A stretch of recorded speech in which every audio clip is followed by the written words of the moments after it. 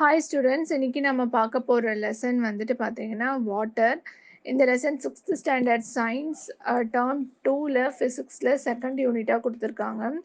இந்த வாட்டர் லெசனோட book back 1 mark question and answers தான் பார்க்க போகிறோம். ஃபர்ஸ்ட் நம்ம பார்க்கறது choose the correct answer. First question, around 97% of water available on earth is dash water.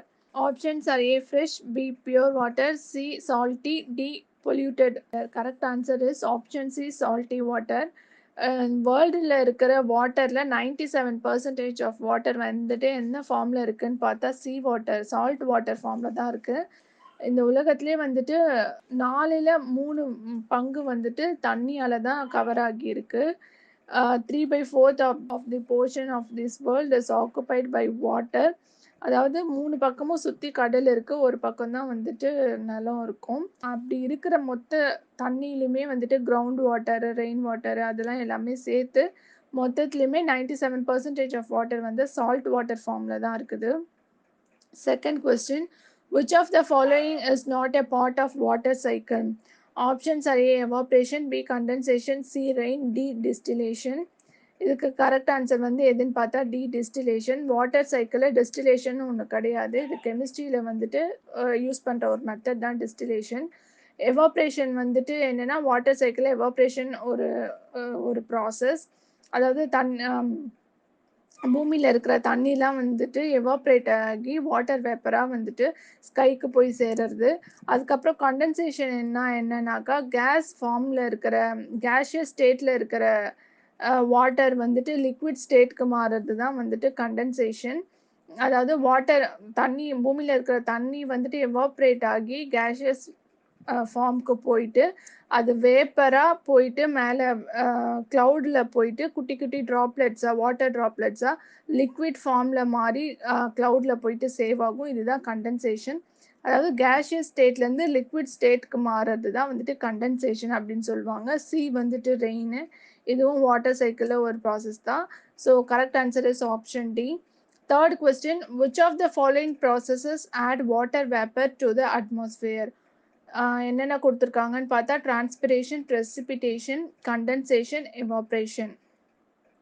என்ன கேட்டிருக்காங்கன்னா இந்த 4 ஆப்ஷன்ஸில் வந்துட்டு எது மூலயமா வந்துட்டு வாட்டர் வேப்பர் வந்துட்டு அட்மாஸ்ஃபியருக்கு கிடைக்குது அப்படின்னு சொல்லி கேட்டிருக்காங்க. இதில் வந்து எதுன்னு பார்த்தா 1 and 4 டிரான்ஸ்பிரேஷன் மூலியமாகவும் எவாப்ரேஷன் மூலியமாகவும் வந்துட்டு தான் வாட்டர் வேப்பர் ஃபார்ம் ஆகுது.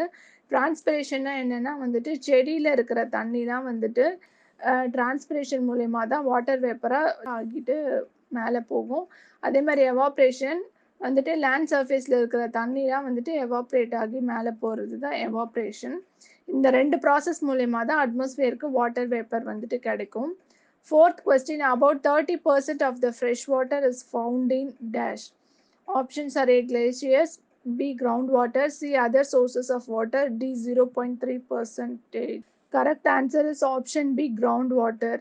இருக்கிற ஃப்ரெஷ் வாட்டர்லேயே வந்துட்டு மொத்தமாக இருக்கிற ஃப்ரெஷ் வாட்டரில், அதாவது ஃப்ரெஷ் வாட்டர்னால் நம்ம குடிக்கிறதுக்கு யூஸ் பண்ணலாம். அந்த வாட்டரை குடிக்கிறதுக்கும் அக்ரிகல்ச்சருக்கும் யூஸ் பண்ணுற வாட்டரில் 30% ஆஃப் வாட்டர் எதுலேருந்து கிடைக்குதுன்னு பார்த்தா கிரவுண்ட் வாட்டர்லேருந்து நிலத்தடி நீர் தான் கிடைக்கிது நமக்கு. Fifth question, using RO plant at home eliminates lots of non-potable water. The best way to effectively use the expelled water of RO plant is dash. Options are A make the expelled water go and seep near the borewell, B use it for watering plants, D to drink the expelled water after boiling and cooling, D to use for cooking as the water is full of many nutrients. இது correct answer பார்த்தா option B use it for watering plants. நம்ம RO பிளான்ட்லாம் வீட்டில் வந்துட்டு water purifier நம்ம வைக்கும்போது அதுலேருந்து நிறைய தண்ணி வந்துட்டு எலிமினேட் பண்ணும்.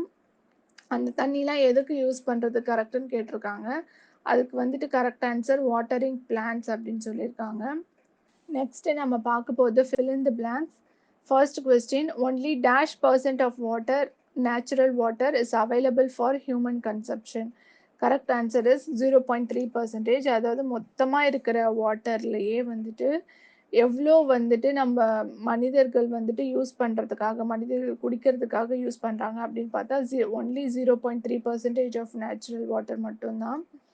Second question, the process of changing water into its vapor is called evaporation. Third question, dash is built on rivers to regulate water flow and distribute water. Correct answer is dam.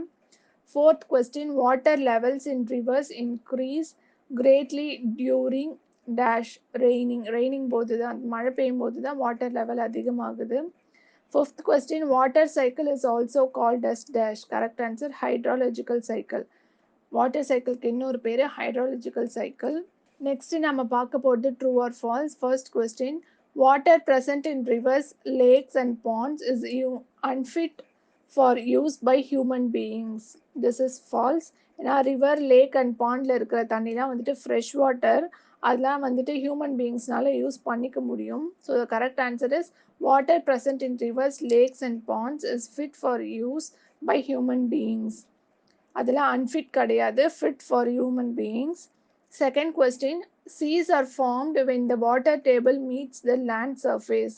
Correct answer, இது வந்து false statement. அதாவது correct statement என்னென்னா, ponds are formed when the water table meets the land surface.